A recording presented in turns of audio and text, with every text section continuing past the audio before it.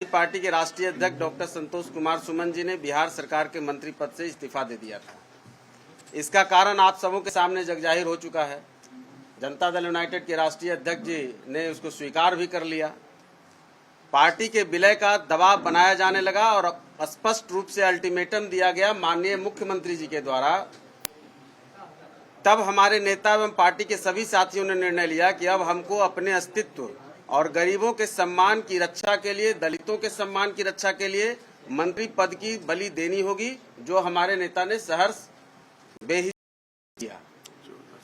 यहां तक हम लोगों को लगा कि चलिए ठीक है, कोई बात नहीं, जैसे माले सीपीआई सीपीएम बाहर से सरकार को समर्थन दे रही है, हम भी महागठबंधन का साथ देते रहेंगे। लेकिन उसी शाम को जनता दल यूनाइटेड के राष्ट्रीय अध्यक्ष श्री राजीव रंजन सिंह उर्फ ललन सिंह जी का बयान आता है कि हाँ, हमने विलय का दबाव बनाया, और साथ ही कहा अहंकार के साथ उनका बयान था कि छोटी छोटी दुकान चलाने का क्या मतलब।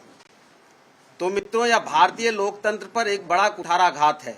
और हम तो चाहेंगे कि चुनाव आयोग इस पर संज्ञान ले और ललन सिंह जी को नोटिस देकर पूछे और डांट भी लगाए इस गैर जिम्मेवार बयान के लिए। मित्रों, दरअसल दिक्कत ललन सिंह जी को छोटी छोटी पार्टी से नहीं, उनको दिक्कत है गरीब, दलित, अति पिछड़े वर्ग से, अल्पसंख्यक वर्ग से कोई नया नेता न पैदा हो जाए, कोई एक नई राजनीतिक पौध न खड़ी हो जाए, इसका डर उनको समाया रहता है। और इंद्र की भांति, जैसे कोई, अगर आप पढ़े होंगे पहले कि कोई अगर तपस्या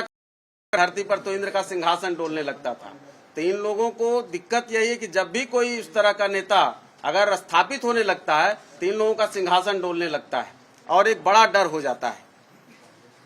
तो हमारी इस पर घोर आपत्ति, साथ में तेजस्वी प्रसाद जी पर कि वो भी रहे थे। अहंकारी बयानों से महागठबंधन के सभी कुछ एक दो नेताओं ने तो समर्थन, धन्यवाद भी देंगे दीपांकर को कि उन्होंने कड़ी, उनके अहंकारी बयानों से स्पष्ट है कि दलित के लोगों को मतलब नहीं और उनके वोट की जरूरत नहीं है, ये हम लोगों ने जो समझा है। दूसरी तरफ माननीय रजनीगंधा राष्ट्रीय अध्यक्ष जी, हम लोग उनको कहते हैं,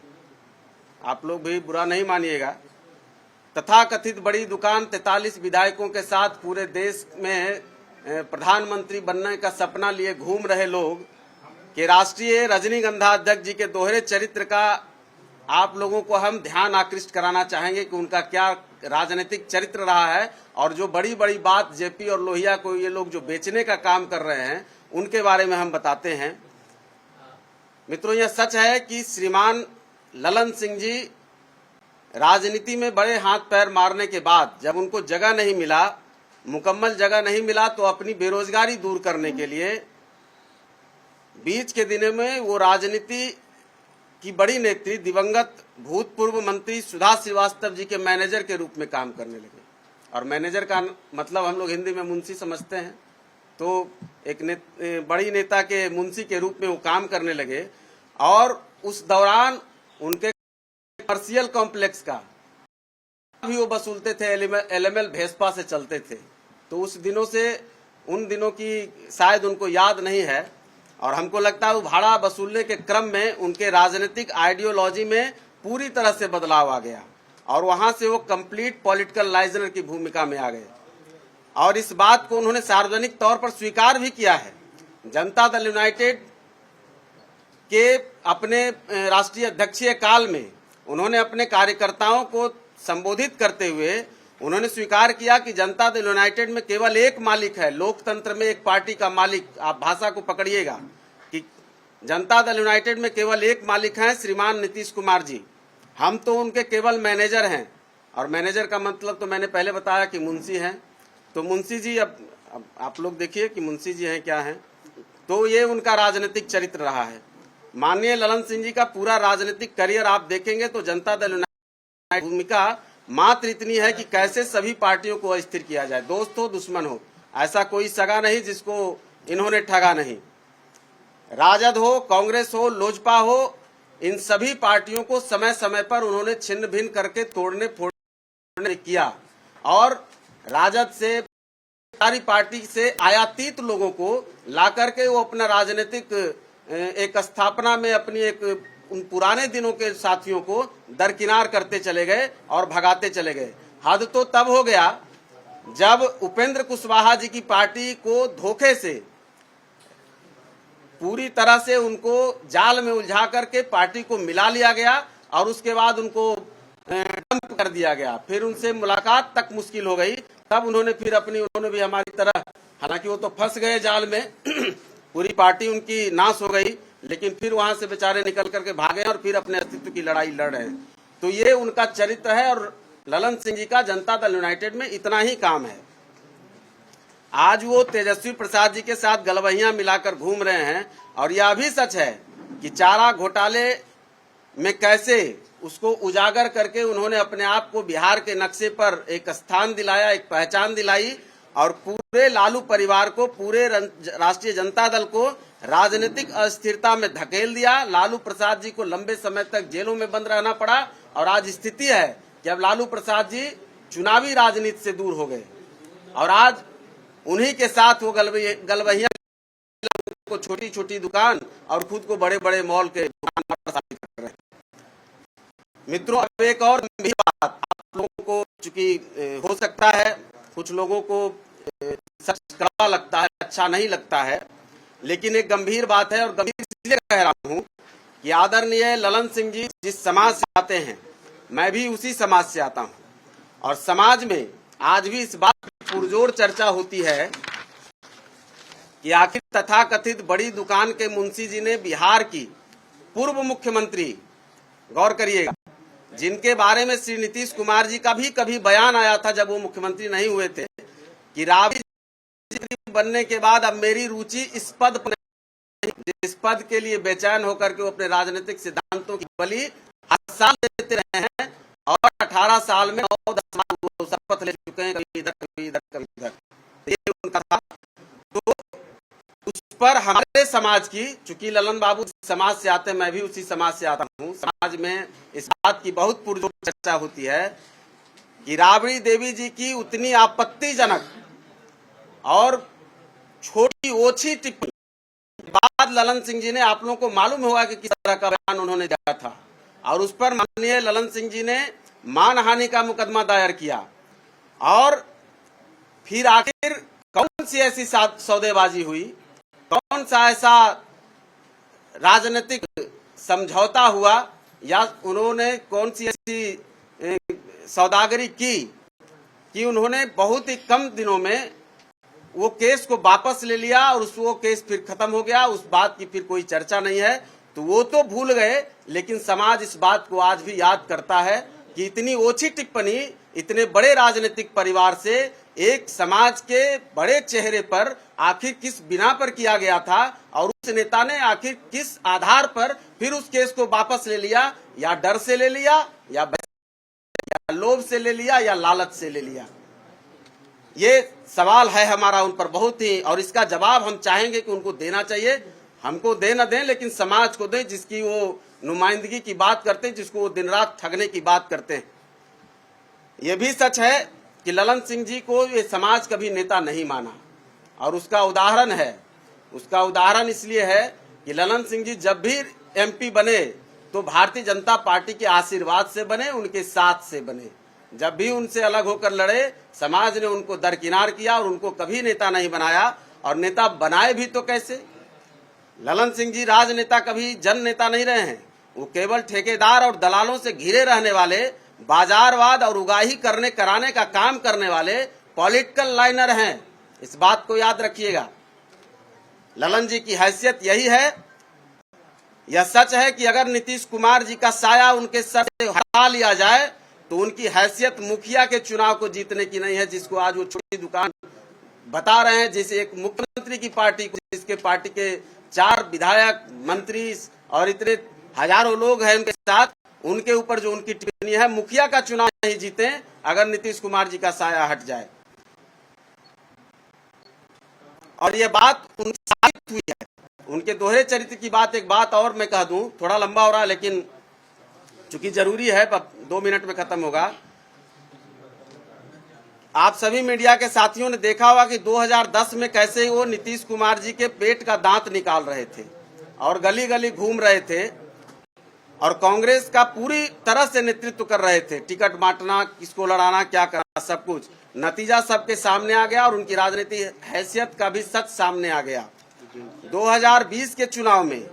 वो विधानसभा चुनाव में, अपने लोकसभा चुनाव के अंदर जनता दल यूनाइटेड को एक भी सीट नहीं जितवा पाए और कितने लोगों की भ्रूण हत्या वो करते हैं, उसका उदाहरण है कि आज उन्हीं की पार्टी में निर्दलीय मंत्री बने हुए हैं आदरणीय सुमित प्रताप सिंह जी। कैसे उनका टिकट कटवा करके उनको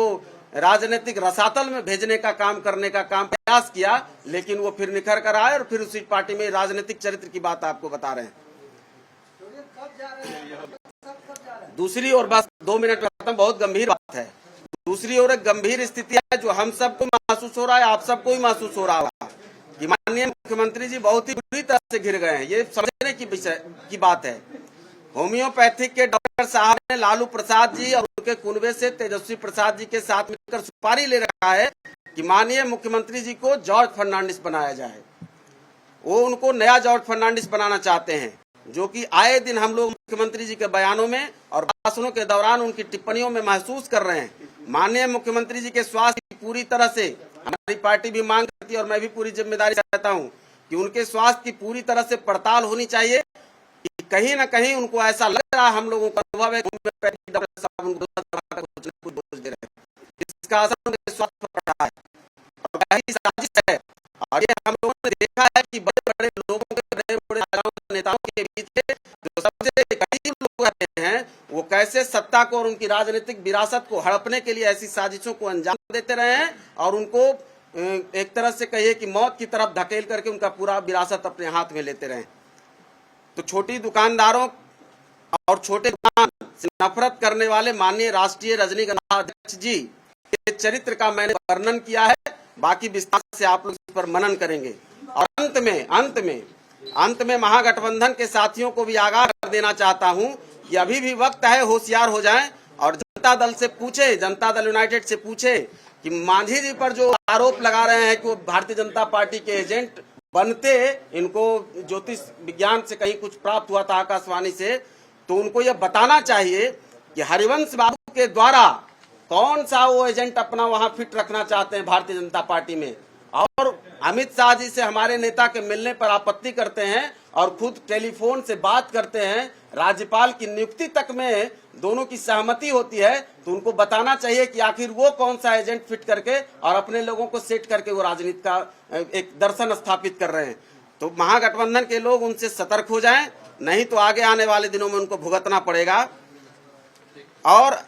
अगर हरिवंश बाबू को उन्होंने इस्तीफा के लिए मनाया होगा, कहा होगा, अगर वो नहीं दे रहे हैं तो उनको उन्होंने क्यों नहीं पार्टी से बाहर किया? आज तक उनका सदस्यता क्यों नहीं समाप्त करने की कोशिश की? जैसे मरहूम नेता,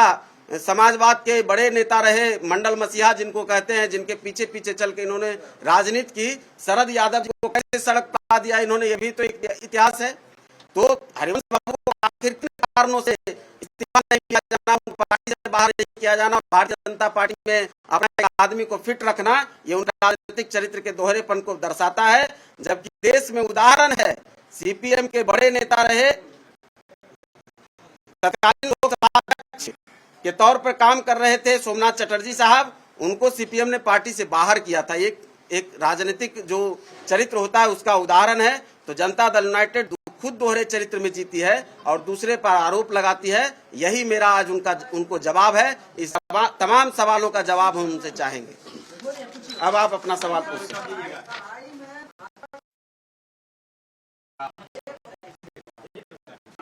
एक बात में मैं आप सम्मानित साथी हैं, आप लोग बड़े मीडिया घराने से हैं और आपकी जिम्मेवारी है।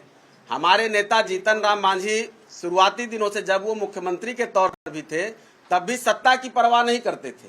और वो मुद्दों के साथ, राजनीतिक मुद्दों के साथ, गरीबों के मुद्दों के साथ, दलितों के मुद्दों के साथ और राज्य हित में उन्होंने उस पद को भी ठोकर मारा था। और जब जहां रहे तब उन्होंने राजनीतिक उसूल से उन्होंने अपना कभी भी दामन नहीं छोड़ा और उसकी बात की। बाकी रहा सवाल हम कहां जाएंगे, क्या करेंगे, तो आप लोगों को स्पष्ट बताया गया है कि आगामी 19 जून को हमारी पार्टी में जमहूरियत है, लोकतांत्रिक व्यवस्था है। हम एक मालिक की पार्टी नहीं है, हम जनता दल यूनाइटेड नहीं एक मालिक, जरासंध नहीं एक मालिक। हम लोग कोर कमेटी और राष्ट्रीय कार्यकारिणी की बैठक में तय करते हैं। 19 जून को बैठक होने वाली है, हम उसमें तय करेंगे और निश्चित रूप से हम कहां जाएंगे ये बता दें। हम जनता के बीच में जाएंगे, उनके मुद्दों के बीच में जाएंगे और पूरे बिहार का भ्रमण हमारे नेता जैसे शुरू किए हैं, गरीब संपर्क यात्रा, उसको हम पूरा करेंगे और उसके बाद जो जनता से आदेश होगा उसका हम पालन करेंगे। अशोक चौधरी ने कहा, अब नाम उन्होंने अशोक चौधरी जी का ले लिया और कई लोगों को हम देख रहे हैं, उनके नवरत्नों को, कि आज उनके अगल बगल कहीं दिख नहीं रहे हैं, कहीं और खिचड़ी पक रही होगी, तो उन पर नजर रखें। और हरिवंश बाबू का सवाल मैंने इसीलिए उठाया कि नीतीश कुमार जी को बताना चाहिए कि ऐसा क्या है कि हरिवंश बाबू पर उनको कार्रवाई करने में दिक्कत हो रही है, और क्या है जो वो मतलब टेलीफोन पर तो बात करते हैं अमित शाह जी से, और कई एक बात आप लोग भी उठाइए कि कई भारतीय जनता पार्टी के नेताओं को आज भी वो अपना प्रिय मानते हैं, उनके यहाँ आते जाते खाते पीते सारे रिश्ते रखते हैं, तो उनको ये तो बताना चाहिए ना। जीतन राम मांझी कभी किसी के एजेंट रहे, हाँ एजेंट रहे हैं तो जनता के एजेंट रहे, बिहार की आवाज रहे, बिहार के एजेंट रहे।